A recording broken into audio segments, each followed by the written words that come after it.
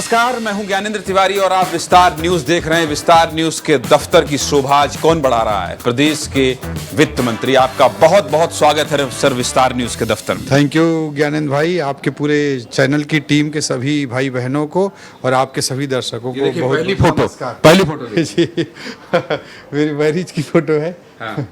और ये आपके कलेक्टर के समय की? ये कलेक्टर से जिस समय मैं रिजाइन कर दिया था, बट किसी को पता नहीं था, तो दैट वाज थोड़ा इमोशनल होके फोटो मैंने ये देख लास्ट फोटोग्राफ की तरह फोटो खिंचवाई थी प्रधानमंत्री जी के साथ। चुनाव के बीच में मोदी जी रायगढ़ से सरगुजा जा रहे थे, तो करीब 20-22 मिनट तक उस दिन चर्चा की। मम्मी जी हैं, फोटो के मसले में बात करेंगे, लेकिन सबसे पहले काजल इधर आओ जरा। हम लोग ऐसे ही शुरुआत करते हैं सर, तो स्वागत नहीं करोगी अपने? अरे थैंक यू काजल। पहचानती हो? जी सर। कौन है? ओपी चौधरी। और बताओ कुछ परिचय। वित्त मंत्री हैं, ये कलेक्टर भी रह चुके हैं रायपुर के। कहाँ की रहने वाली हो? मैं यहीं की रायपुर की। चलिए ठीक है, बढ़िया है। चलिए अंदर चलते हैं सर, आपको मैं पूरा दफ्तर दिखाता हूँ। ये देखिए, आप लोग यूथ हैं, यूथ आइकॉन आए हैं। आप लोग ऐसे सन्नाटे में बैठे हैं, ताली नहीं बजाएंगे?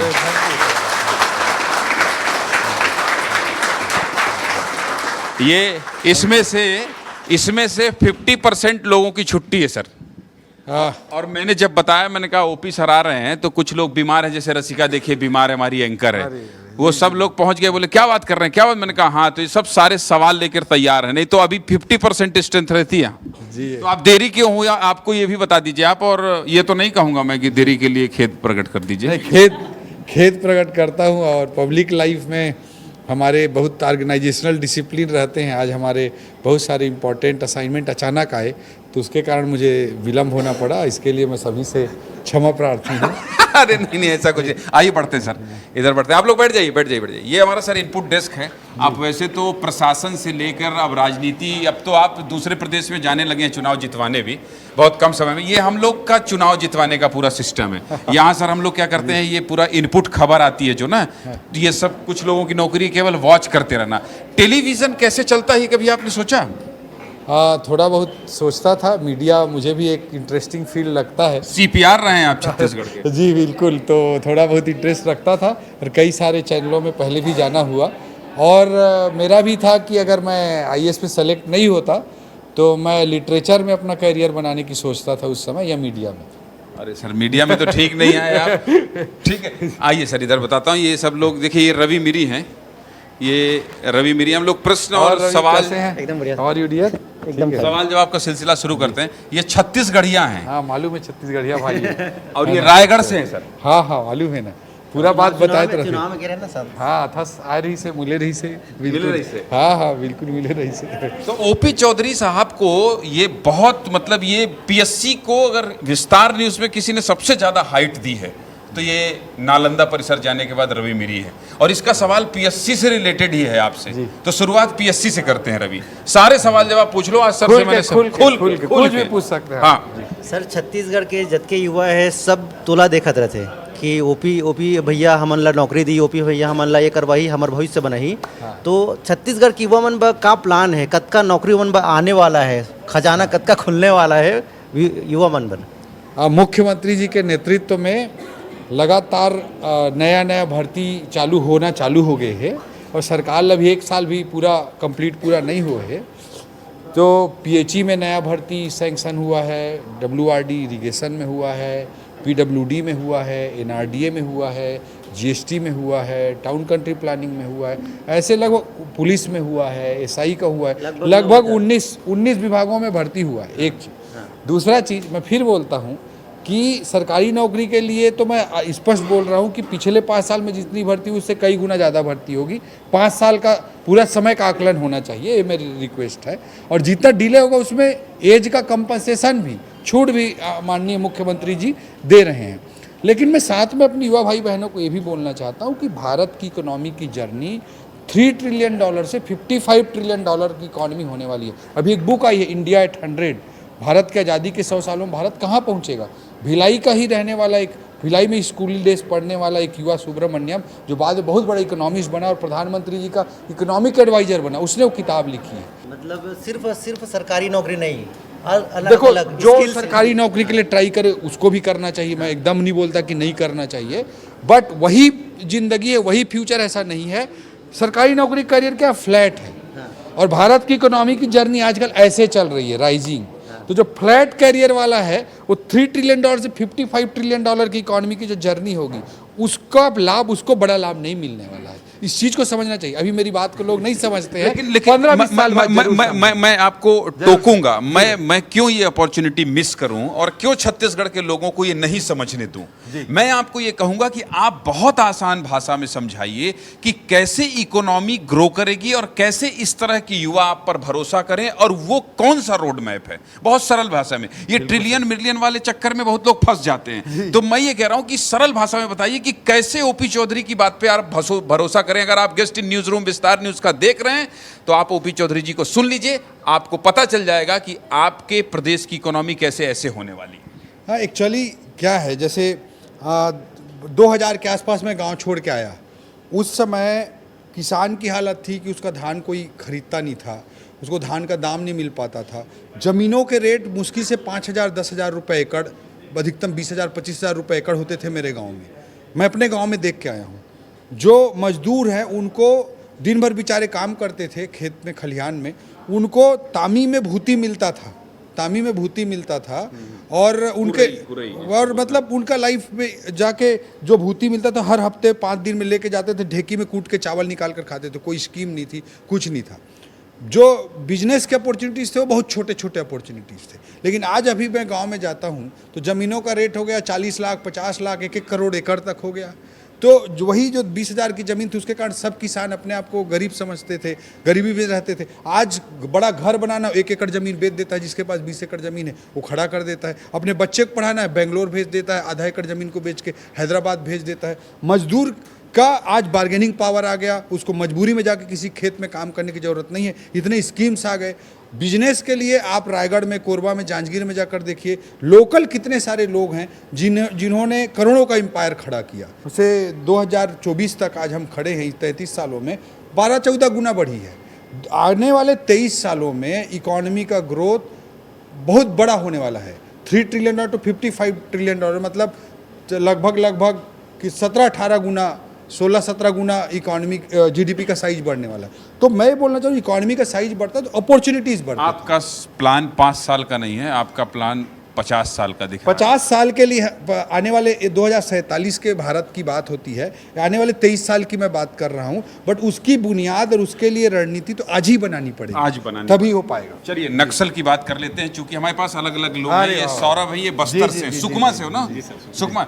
ये बताओ कि नक्सल को लेकर तुम्हारे मन में जो भी भ्रांति है, नक्सलवाद खत्म करने की गारंटी से लेकर जिस तरह से 200 नक्सली मारे गए हैं और नक्सली सरेंडर कर रहे हैं, जो भी सवाल हो ओपी सर से पूछ लीजिए, क्लास लगी है आज। सर, नक्सल का ये है कि आप लोग के सरकार में गृह मंत्रालय तो अपना काम जोर शोर से कर रहा है और आप लोग बोल रहे हैं मार्च तक खत्म कर देंगे नक्सलवाद, लेकिन नक्सलवाद के खत्म होते ही वित्त मंत्रालय का काम सबसे इंपॉर्टेंट हो जाएगा। तो बस्तर के विकास को लेकर आप क्या कर रहे हैं? और नक्सलवाद तो खत्म कर देंगे, उसके बाद बस्तर को कैसे देखेंगे, क्या रोड मैप? देखो, नक्सलवाद को, माओवाद को का जो एक समाप्ति है उसमें सामाजिक आर्थिक विकास का बहुत बड़ी भूमिका है।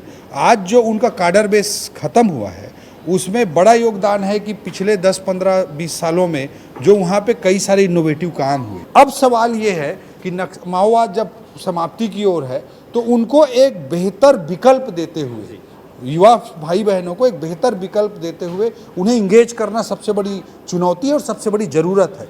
तो इसीलिए मैं बोल रहा हूँ बस्तर में टूरिज्म कितनी संभावना है, इको टूरिज्म कितनी संभावना है। धुड़मा रास को गांव को यूनाइटेड नेशंस में 20 गांव की सूची में होम स्टे के लिए चुना गया है। तो इस तरह के अपॉर्चुनिटीज़ को हमको आगे बढ़ाने की ज़रूरत है।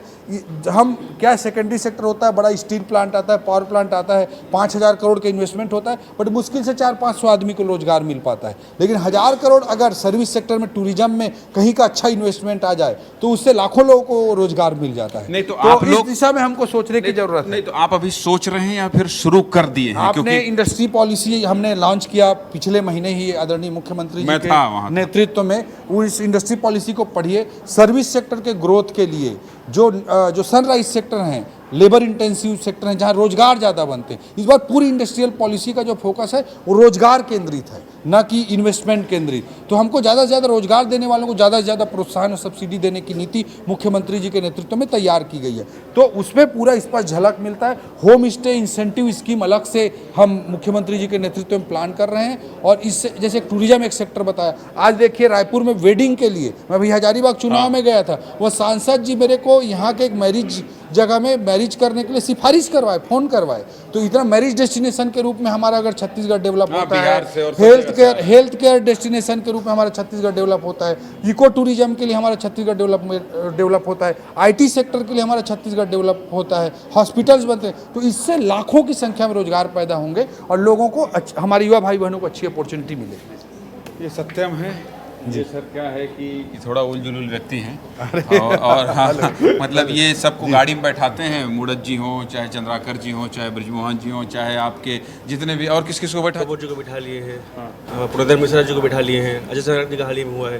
तो और उनके साथ जाता है, ब्रश करता है, वहीं खाता है, वहीं पीता है। तो अलग टाइप का आदमी है, इसलिए थोड़ा इसे सावधानी बरतना है। बिल्कुल सावधानी पूरी बरतना। आजकल मीडिया वालों से थोड़ा सावधानी रहना पड़ता है। नहीं सर, ठीक है। तो सत्यम, जो मन में हो, जिस तरह से सवाल आपको पूछना है पूछ सकते हैं।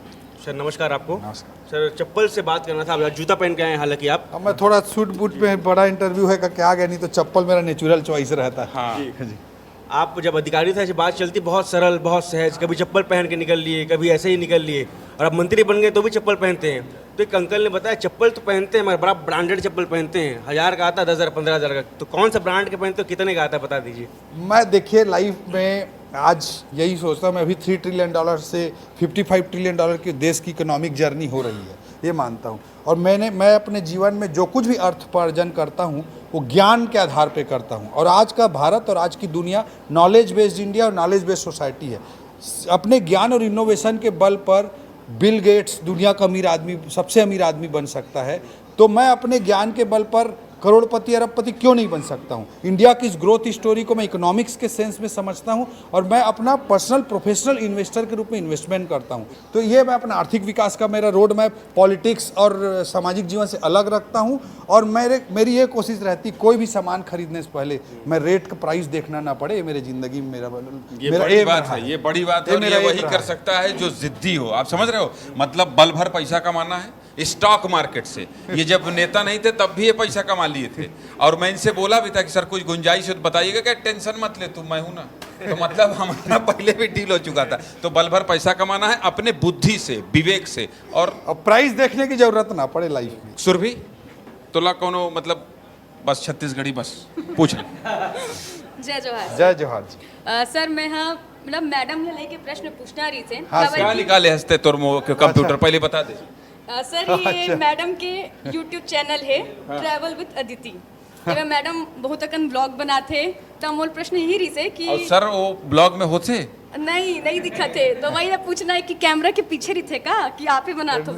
नहीं वो अपना प्रोफेशनली करती है और उसका छोटा भाई सिनेमेटोग्राफर है। हाँ। वो वीडियोग्राफी करता है और मेरा काम अलग है, उनका काम अलग है। हम लोग अपने अपने काम को एंजॉय करके इंडिपेंडेंटली करते हैं। कभी कभी टूरिज्म के हिसाब से मैं साथ में चल देता हूँ, बट मैं कैमरे में कभी नहीं आता। नहीं सर, तो मोर प्रश्न है तो कभी वीडियो बनाए हो का आप मैडम के? हाँ ये कह रहे हैं। नहीं सर, इसका प्रश्न बहुत जोरदार है। इसका प्रश्न ये है कि भाई उनका शौक है। अब वहाँ तो आप पति हैं, यहाँ भले आप वित्त मंत्री हैं, वहाँ तो गृह मंत्रालय ही मजबूत है। तो मोबाइल पकड़ के हाँ मैं पकड़ रहा हूँ, तो ऐसा हुआ है क्या? बहुत बार होता है, करना ही पड़ता है, लेकिन मेरा टेस्ट नहीं रहता है, मजबूरी में करना पड़ता है। लेकिन बाकी प्रोफेशनली उसका भाई करता है उसके साथ। ठीक रिसर्च निकाले रहे नीते।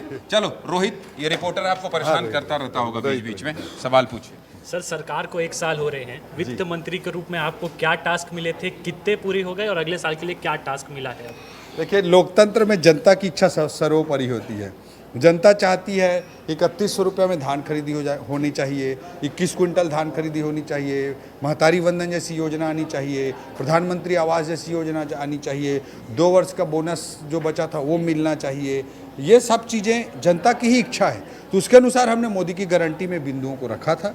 उसके साथ ही साथ पूंजीगत व्यय भी हों, मेडिकल कॉलेज भी बने, रेल लाइन भी बिछे, सड़कें भी बने, नया रायपुर का भी एक स्मार्ट सिटी के रूप में डेवलपमेंट हो, इंडस्ट्रियल पॉलिसी भी अच्छी आए, बस्तर जैसे क्षेत्रों में टूरिज्म का भी विकास सर रोक रहा हूँ आपको, रोक रहा हूँ। बैलेंस करके करने का काम नया करना। रायपुर का आपने जिक्र किया। नया रायपुर कई सरकारें आई, किसी ने बुनियाद रखी, किसी ने बिल्डिंग खड़ा कर दिया, किसी ने मुख्यमंत्री निवास बनाया और कोई अब शिफ्ट हो रहा है। नया रायपुर को अगर छत्तीसगढ़ की जनता सुनना चाहे कि ओपी चौधरी के दिमाग में नया रायपुर को लेकर के प्लान है और कब तक नया रायपुर बस जाएगा और कब तक बड़ी सिटी के रूप में डेवलप हो जाएगा, तो आप क्या कहेंगे हमारे दर्शकों को? देखिए, अर्बन जो आज का जो डेवलपमेंट मॉडल है पूरी दुनिया का, उसमें अर्बन सेक्टर्स को हम इग्नोर नहीं कर सकते हैं। भारत निश्चित रूप से गांव का देश है, गांव की हमको चिंता करनी ही है, हम कर ही रहे हैं, किसान, महतारी वंदन सब दृष्टिकोण से। लेकिन अर्बन सेंटर्स को ग्रोथ हब के रूप में डेवलप करेंगे, तभी वहाँ से टैक्स आएगा, जीडीपी का साइज बढ़ेगा और हम किसान और माताओं बहनों की योजनाओं को सस्टेन कर पाएंगे, युवाओं को सरकारी नौकरी दे पाएंगे। इसलिए एक ग्रोथ हब के रूप में अर्बन डेवलपमेंट जरूरी है। ठीक है, चलिए आगे बढ़ते हैं सर। ये हमारे पूरे दफ्तर के नेता हैं, जैसे हर दफ्तर में एक नेता होते हैं। मृगेंद्र भाई को हम लोगों ने नेता की उपाधि रखी। कागज वो लेके चलते ही, कागज में क्या लिखा है ये मैं नहीं जानूंगा, तो ये नेतागिरी टाइप के सवाल आपसे करेंगे मृगेंद्र भाई। पॉलिटिकल सवाल ही आपसे करूंगा कि राजस्थान में जब 3 राज्यों के चुनाव हुए, तीनों जगह बीजेपी की सरकार बनी, तो अलग अलग चीफ मिनिस्टर बने। राजस्थान में जो भजन लाल शर्मा है वो भी प्रदेश महामंत्री थे और पहली बार विधायक चुने गए, उनको चीफ मिनिस्टर बना दिया गया। आप भी पहली बार के विधायक हैं, प्रदेश महामंत्री थे, चीफ मिनिस्टर नहीं बन पाए, तो कहाँ कमी रह गई और आप इसको किस तरीके से देखते हैं? भारतीय जनता पार्टी में पद कोई पद नहीं होता है, दायित्व होता है और जिसको जो जिम्मेदारी दी जाती है हर व्यक्ति एक कार्यकर्ता के रूप में शिद्दत से उस काम को पूरा करता है। आई एम टू जूनियर, मैं बहुत ज़्यादा जूनियर हूँ और जितना मैं बेस्ट जिस भी रोल में मुझे पार्टी संगठन देती है उस रोल में उसे पूरा करता हूँ। अभी मेरा तो बहुत शुरुआत है, ये सब कोई विषय ही नहीं है। चलिए स्वेच्छा जय जोहार सर। सर मोर सवाल थोड़ा अलग ही, जैसे आप रायगढ़ क्षेत्र के हो ना, तो मैं ऐसे सुने हो कि होती बार किसी बड़े बड़े किसान होते, खेती किसानी सब भी फिर वो ना वो सुक्सा करके खाते, सिरम केरिया हो गए, पतारे सुखड़ी करके खाते, खोइला बोलते, हाँ खोइला बोलते। तो आप मन खाता हो कि ऐसे काबर खाते हो तिकमान? अभी तो ओकर एक टेस्ट एक सेकंड रुक रहा। इनके खाने पीने का अंदाज मैं बताता हूँ। एक बार ये रायपुर कलेक्टर थे, तो मैं इनके पास गया, मैं उस समय किसी दूसरे चैनल, मैंने कहा सर एक जल्दी से एक रिएक्शन चाहिए था। तो ये स्लीपर पहन के और सॉक्स पहन के ऐसे थाली में खा रहे थे, ठीक है, भाजी या चावल था। तो मैं बोले सुन ना, तू खाना खाया? मैंने कहा मैं नहीं खाया हूँ। बोले ले तू भी खा यार, उसी में ले तू भी खा। तो ना ये कलेक्टर के समय तो जितना तुम पूछ रही हो ना, ये सब उसी तरह से खाते पीते हैं। खैर रमतोरिया में आते हैं। ये मतलब खाता कि नहीं आप? हाँ बिल्कुल खाता हूँ और उसका टेस्ट ही क्या होते, बचपन में जो चीज खाते रहे थे आदमी का टेस्ट डेवलप हो जाता, तो मैं ज्यादा मजा थे आदमी ला। तो आजकल तो साग भाजी मिलबे करते ना, हरा भरा हमेशा। हाँ वो ला खाता हूँ मैं, हरा भरा साग भाजी ला भी खाता हूँ, बट खोइला के अलग ही टेस्ट होते। चलिए जरा ये इनपुट का मामला हो गया, इधर चलते हैं। रुचि, मैं ये पूछत रही हूँ कि आप का उगाए हो खेत में? एक सेकंड सर, इनका खेत जो है, कौन आप गए थे ना मृगेंद्र भाई, खेत वेत में कैसे टाइम दे लेते हैं? और खेत मैंने देखा भी था भाई, इसी में दिखता है आपके रील में। अभी टाइम तो नहीं दे पा रहे हूँ, लगभग नहीं बराबर, बट हमारा जो बूथ अध्यक्ष है और मेरा छोटा भाई, वो दोनों मिलके संभाल लेते हैं। सर अभी मैडम का बात चल रहा था, सर भी ब्लॉग बनाते हैं। है ना सर, मोर खेती आप बनाते हैं? हाँ बिल्कुल। तो बाकी मैं जब विपक्ष में था पूरा फुल टाइम खेती में भी देता था, क्योंकि वहाँ मेरा वो राजनीतिक ग्राउंड भी है, वहाँ रहना भी होता है, तो साथ में सुबह 6 बजे से लोगों का मिलना जुलना भी हो जाता है, खेती भी हो जाती है। अनुराग काम कर रहे हो, कोई सवाल है? सवाल है सर आप बहुत जल्दी यूपीएससी क्लियर कर लिया था, लेकिन बहुत सारे एक बहुत बड़ा तबका ऐसा है जो 9 साल मतलब कि पूरी जवानी अपनी लगा दे रहे हैं, लेकिन यूपीएससी नहीं निकल पा रहा। तो तुम भी तैयारी किए थे क्या? मैं सोचा हुआ था, लेकिन मैं आपको देखता हूँ तो फिर मेरा मन बदल जाता है कि भाई पत्रकारिता में भी काफ़ी लंबा करियर है। सही है, बहुत अपने रोल मॉडल हर तरफ खोज रही है। हाँ, तो फिर आपका व्यू क्या कहता है इन लोगों को लेकर? नहीं देखो, मैं तो इसको एक सामाजिक रूप से और देश के लिए एक बड़ी चुनौती मानता हूँ, क्योंकि जितना लंबा समय हमारा युवा दे रहा है और जितनी बड़ी संख्या में युवा एनर्जी वहाँ पे जा रही है, तो हमको कुछ और भी सोचने की ज़रूरत है। सूर्यांश सर, हर हर महादेव। हर हर महादेव जी। सर एक बार हर हर महादेव बुलवा दो, थोड़ा माहौल गर्म हो जाए। ओम नमः पार्वती पते हर हर महादेव। बनारस का है ना? बहुत बढ़िया। बनारस में से गुरु कहते हैं लोग, तो अगर आप जैसे मंत्री भी हैं जाएंगे तो लोग कहेंगे गुरु चौचक अंदाज है, मजा आयल कि नहीं? तो वही मैं पूछना चाहूँगा सर, इस हर हर महादेव के बाद आपके मजा आयल कि नहीं? शिव हमारी आस्था के, एनर्जी के सबसे बड़े केंद्र हैं और वो मृत्यु के देव माने जाते हैं। और मृत्यु मुझे लगता है कि इंसान की ज़िंदगी का सबसे बड़ा रहस्य है और हमेशा मैं उसको समझने की, उसके बारे में क्या होता होगा, तरह तरह की सोच मेरे विचार में आते हैं। इसलिए मैं शिव की आराधना भी करता हूँ, पूजा भी करता हूँ और डेथ क्या है उस मिस्ट्री को भी कई बार मन सोचने समझने की कोशिश भी करता है। तो शिव से अलग ऊर्जा मिलती है। अस्मित, सवाल है? हाँ सर। जल्दी से पूछ लो। सर अक्सर हम देखते हैं कि अधिकारी जब कोई नए रूल को लाने की कोशिश करता है तो पॉलिटिशियन के साइड से उनको प्रेशर आता है। आप पहले अधिकारी थे और अब आप पॉलिटिशियन हैं, तो आपके सामने जब कोई अधिकारी कोई नई पॉलिसी को एक सेकंड, मैं समझ गया। अधिकारियों पर आप कितना प्रेशर बनाते हैं, क्योंकि प्रेशर आप भी झेले हैं। ये सवाल सबके मन में है कि नहीं भाई? सबके मन में है कि आप जो कलेक्टर एसपी हैं उनको कितना हड़काते हैं आप? ईमानदारी से बताइए। ये तो आप उन्हीं से पूछ सकते हैं। मैं कैसे एक फ्रेंडली इन्वायरमेंट में उनकी साइकोलॉजी को समझते हुए कैसे गेटिंग थिंग्स डन, काम करा लेना, उस पर मैं कोशिश करता हूं बिना कुछ उनको दबाव डाले और एक विश्वास करके अगर किसी भी ब्यूरोक्रेट को डील करेंगे तो बेटर आउटपुट आते हैं। बहुत सारे नेता ये भी कहते हैं, आपके बीजेपी के अंदर के ही कहते हैं, यार ओपी चौधरी साहब नेता बन गए हैं लेकिन अभी भी अधिकारी टाइप कई बार हड़का देते हैं, कई बार फ़ोन नहीं उठाते, इस तरह की बात भी करते हैं। उनको क्या जवाब देंगे आप? नहीं, देखिए, हर चीज़ में बैलेंस करना ज़रूरी है। पॉलिसी के लिए काम करना भी ज़रूरी है, जनता के लिए काम करना भी ज़रूरी है, कार्यकर्ता के लिए भी काम करना ज़रूरी है। झारखंड जाएँ तो झारखंड में भी समय देना ज़रूरी है, अपनी कॉन्स्टिट्यूंसी में भी समय देना ज़रूरी है, प्रभार के जिलों में भी समय, तो सब चीज़ों में बैलेंस करने की। झारखंड में कितनी सीट की जिम्मेदारी मिली थी सर आपको? 6 सीट की जिम्मेदारी मेरे को। कितने में जीत मिली? 5 में जीत मिली। शुभकामनाएं आपको, अच्छा परफॉर्मेंस है। ठीक था, बट झारखंड से जुड़ा एक सवाल है। ओवरऑल मेरे लिए अच्छा रिजल्ट नहीं और रहा। यहाँ उड़ीसा में उड़ीसा में मैं करीब 8 सीट पे में काम किया था। कितने सीट में? 7 में जीते थे। क्या सवाल है आपका उड़ीसा? मैं ही बोल रहा था सर कि आप झारखंड गए, छत्तीसगढ़ के बहुत सारे मंत्री गए जी, कुछ लोगों का परफॉर्मेंस अच्छा रहा, लेकिन नहीं, क्या इसको ऐसे इंडिविजुअल नहीं, वैसा मैं नहीं पूछ रहा हूँ। मैं ये कह रहा हूँ कि वहाँ सरकार क्यों नहीं बन पाई भाजपा की? क्योंकि आप लोग उड़ीसा गए, वहाँ सरकार बनी, छत्तीसगढ़ में आप लोगों ने बनाया ही, जो कि बोल रहे थे कि नहीं बनेगी सरकार। झारखंड में क्या कमी बोल रहे थे? क्या छत्तीसगढ़ काफी लोग बोले थे, हमको पता था। राजनीति बहुत ज़्यादा देश काल परिस्थितियों सर्कमस्टांसिस पर डिपेंडेंट होती है। पार्टी और संगठन हम लोग सब पूरी शिद्दत से, ईमानदारी से सब लोग काम करते हैं। वो तो समय परिस्थिति रहता है, जगह जगह की बात होती है। तो अभी मंथन उस पर निश्चित रूप से झारखंड पर चल रहा है और मेरे एरिया में जो 6 में 5 सीट जीत हुए, एक चांस की बात है। ओवरऑल हमारे रिजल्ट अच्छा नहीं रहा है। रसिका ये बीमार थी, देखिए आपसे सवाल करने के लिए आई है, छुट्टी कैंसिल करके। हाँ रसिका। सर मेरा सवाल पहले तो मैम से जुड़ा एक है, क्योंकि इंस्टाग्राम में वो मेरे एडिड हैं और मैंने देखा कि उनको घूमने का बहुत शौक है, लेकिन हर कोई चाहता है कि इतनी सुंदर जगह अपने हस्बैंड के साथ ही घूमे, लेकिन आप बिजी, आपका लड़वाओगी तुम। बिजी शेड्यूल रहता है, तो घर में कभी इस चीज़ को खुद तो बियाह की नहीं हो और जिनका हो गया वहाँ घर में आग लगा रही हो, पूछ लो। लेकिन मैं जानना चाहती हूँ कि वित्त विभाग कैसे संभाल रहा है ये गृह विभाग अपना? नहीं, इसका कहना है कि सामंजस्य कैसे बनता है, क्योंकि जो आपने अभी गिनाया, मतलब आपके पास टाइम नहीं है, बाकी सब कुछ है, कैसे हो पा रहा है? बिल्कुल, पब्लिक लाइफ में आज के बहुत बड़ा चैलेंज है और मैं बहुत सारे मतलब समय नहीं दे पाता हूँ और शायद थोड़ा जस्टिस उतना नहीं कर पाता हूँ, बट वो भी स्थिति को समझती है और एडजस्ट करती हैं और बैलेंस करना पड़ता है। महिमा, थैंक यू।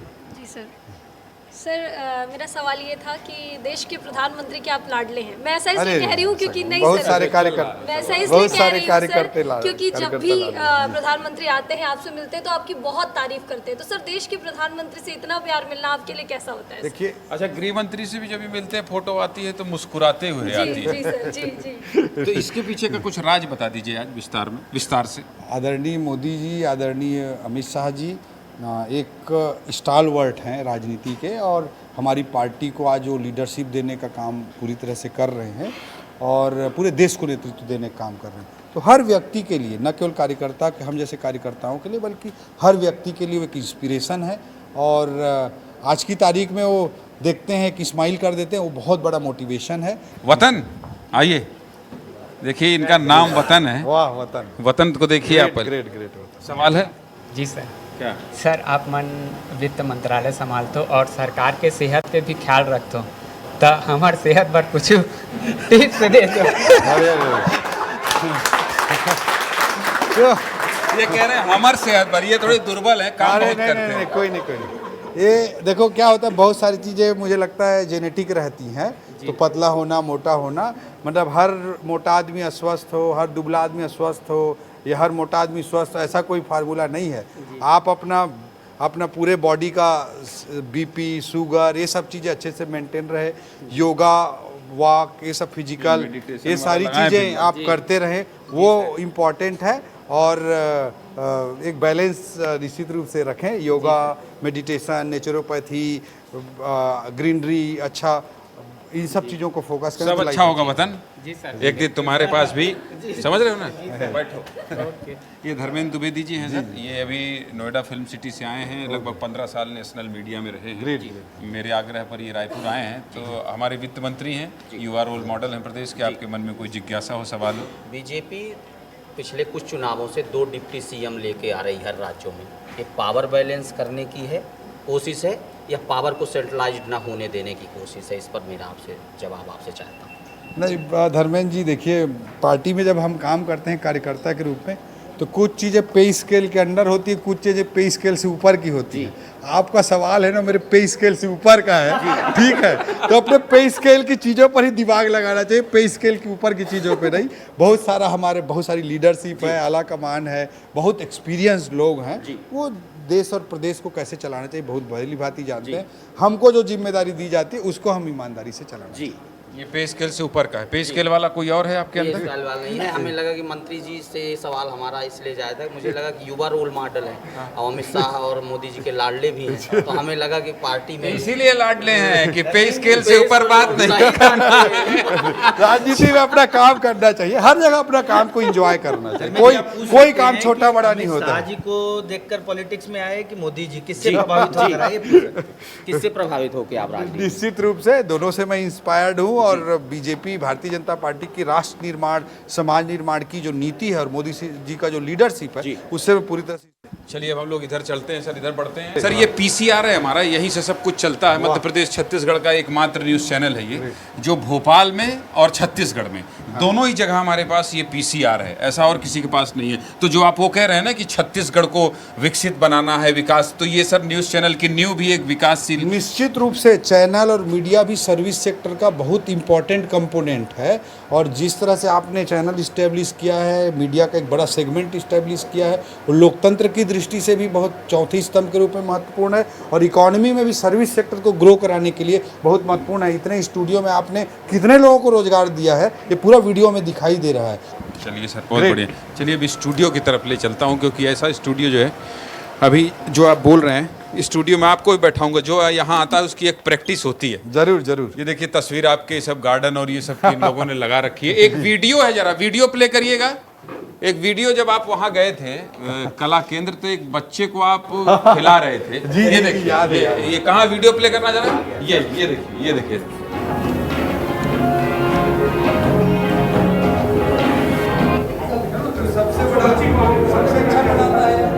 आपने इसको कहा था सबसे अच्छा बच्चा है, ये टैलेंटेड बच्चा है। इसके बाप को जानते हैं सर आप? मैं तब नहीं जानता था, बाद में मुझे पता चला। इसका तब मैं नहीं जानता था, जब मैं इससे मिला था, इसको तबला बजाते हुए देखा था, जब मैं इसको उठाया था, तब मुझे नहीं पता था, बाद में पता चला ज्ञानंद भाई का बेटा है।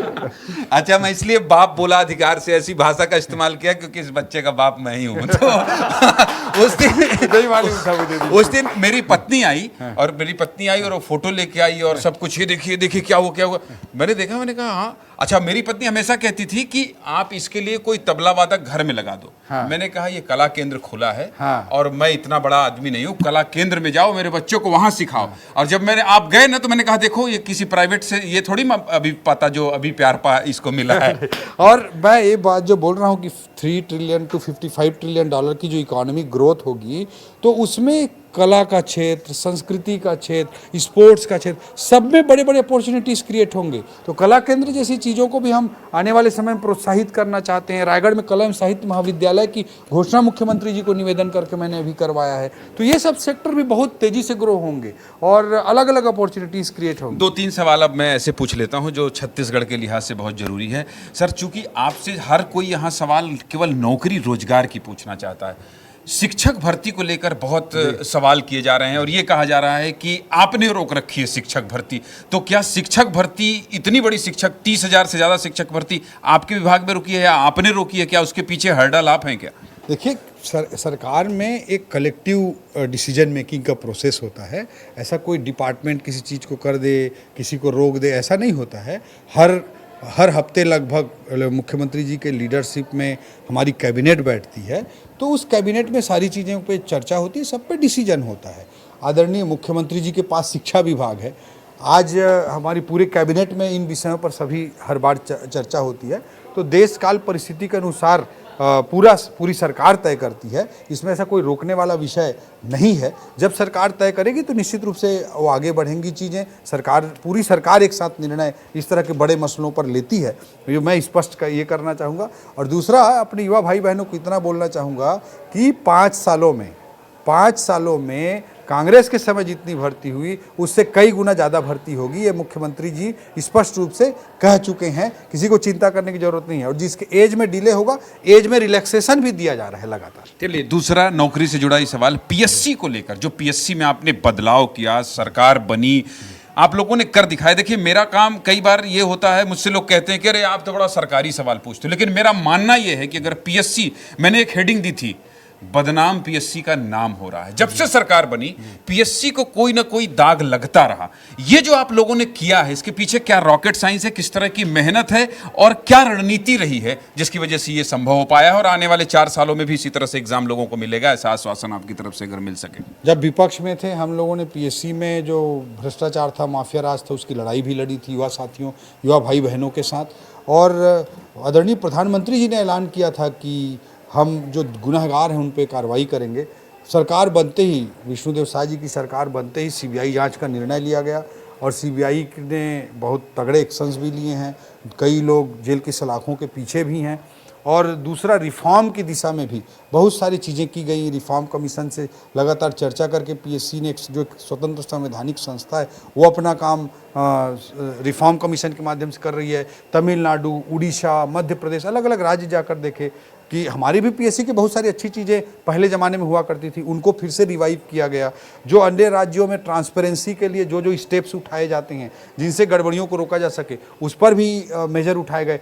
खैर, कि उस पर मैं एक एग्जांपल देना चाहूँगा। जैसे इंटरव्यू, सबसे असली चीज़ होती है नीयत सबसे महत्वपूर्ण होती है। पिछली सरकार के समय माफिया राज था और नीयत में खोट थी, तो इसलिए सिस्टम रहेगा तो भी सिस्टम का दुरुपयोग होगा।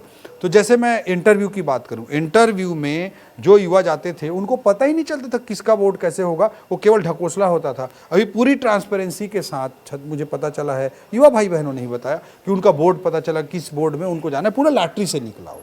पहले वो छद्म ढकोसला होता था, तो उसको इस तरह से ट्रांसपेरेंसी बढ़ती।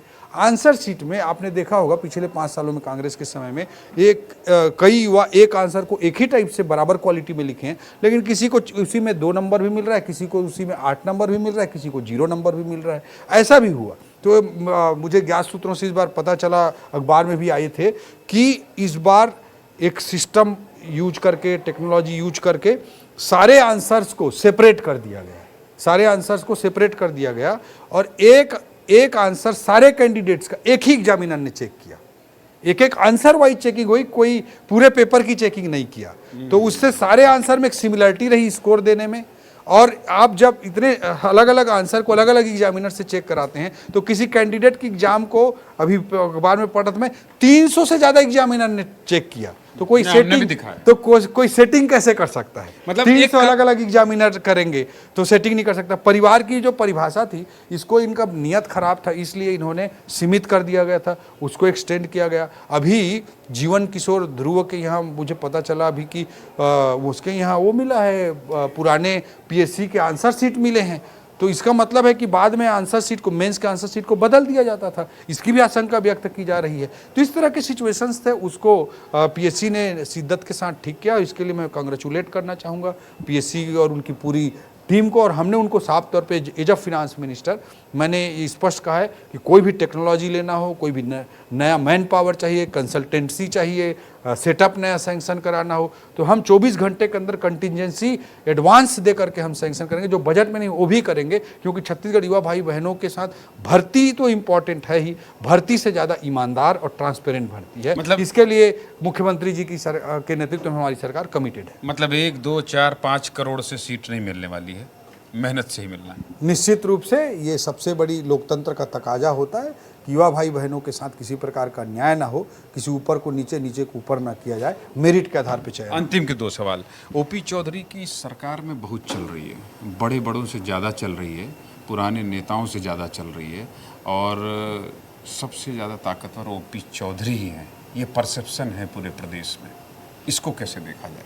ये उल्टे सीधे उल जुलूल परसेप्शन बना के आप मीडिया वालों को ही अपना टीआरपी बढ़ाना रहता है। आदरणीय मुख्यमंत्री जी के लीडरशिप में हम सब लोग उनकी टीम के रूप में, उनके हैंड्स के रूप में हम सब लोग काम कर रहे हैं, और आदरणीय मुख्यमंत्री जी के लीडरशिप में बहुत अच्छे तरीके से सुशासन की दिशा में काम हो रहा है, और जो मुख्यमंत्री जी लीड करते हैं वही हम करते हैं। चलिए आइए ठीक है, कुछ सवाल बचना नहीं चाहिए, एक प्रैक्टिस है वो भी करवा लेते हैं। अच्छा, तो मेरे अकेले बैठना है ऊपर क्या? हाँ, मेरे ऊपर तो आपने आरोप लगा ही दिया कि मैं टीआरपी बढ़ा रहा हूँ। हैं? मंत्री भी आने वाले हैं। कौन? अभी 2 मंत्रियों दो की नए मंत्री पर अभी पूछेंगे पहले एक बार सर से ये टेस्ट ले लेते हैं ना, ये वाला जो हम लोग हर किसी से लेते हैं। चलो ठीक है, रोल करें भाई। नमस्कार, मैं हूं ओपी चौधरी और आप देख रहे हैं विस्तार न्यूज। 23 साल की उम्र में मैं आईएएस बना, कई जिलों में कलेक्टर का पद संभाला, 13 साल की प्रशासनिक नौकरी में मैंने कई चुनौतियों का सामना किया, फिर प्रशासनिक नौकरी छोड़कर राजनीति को जनता की सेवा का माध्यम बनाया, और अब मैं बतौर वित्त मंत्री छत्तीसगढ़ महतारी और जनता की सेवा कर रहा हूँ। क्या बात है, एक बार में जो है आपने एंकरिंग की है। चलिए, ये प्रैक्टिस हम लोग जो आता है तो ये ऐसे ही होता है सर, ये सब सामने देख के पढ़ना होता है, तो मैंने कहा कि आपको भी एक प्रैक्टिस करवा दूं।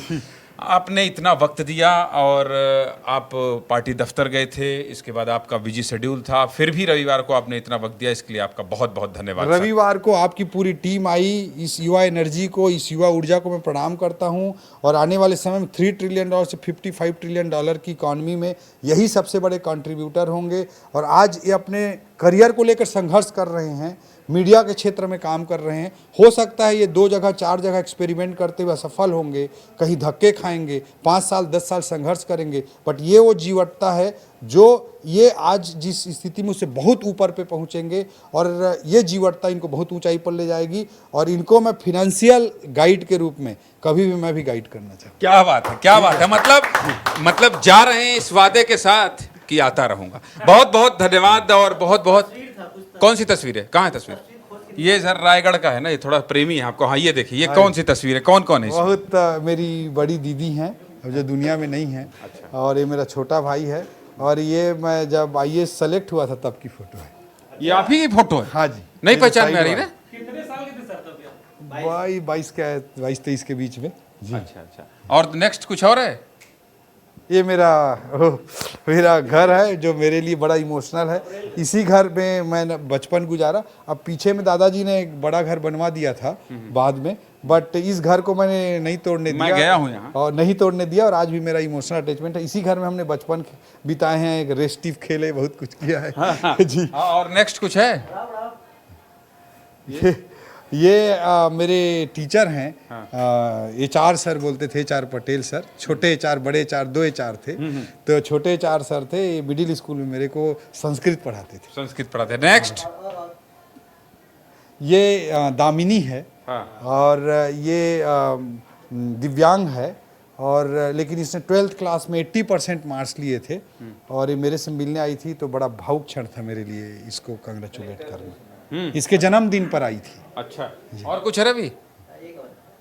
ये बड़ी हमारे घर के अंगना में सुखावा थे, कोहड़ा बड़ी है ना, अभी भी बनाती है मेरी माँ। मेरी दादी तो और बड़ी एक्सपर्ट थी, अभी माँ भी बनाती है। माँ का स्नेह हम लोग देखते रहे। ये सरायपाली की तस्वीर है, वहाँ पे अध्यक्ष जी हैं। राजनीति में एक तरफ कांता जी हैं, और ये फल्ली है, वो मुर्रा है, और वो पनपुरवा है। और मैं आते जाते बोंदा गांव पड़ता है, बोंदा गांव में प्रकाश के घर की ये तस्वीर है। अभी भी मैं जब आता जाता हूँ तो प्रकाश के घर में रुकता हूँ, और वहाँ पनपुरवा, मुर्रा, मूंगफली जरूर खाता हूँ। नहीं, अब तो चलेंगे ना साथ में किसी दिन। बहुत बहुत धन्यवाद सर। ये रवि मेरी है, इसलिए इसने बहुत है ना। So much. तो बहुत धन्यवाद सर, विस्तार न्यूज के गेस्ट इन न्यूज रूम के आज मेहमान। Thank you sir, thank you. तो चलिए, मुझे और मेरी तमाम टीम को इजाजत दीजिए। बाकी खबरों के लिए आप बने रहिए विस्तार न्यूज के साथ। नमस्कार।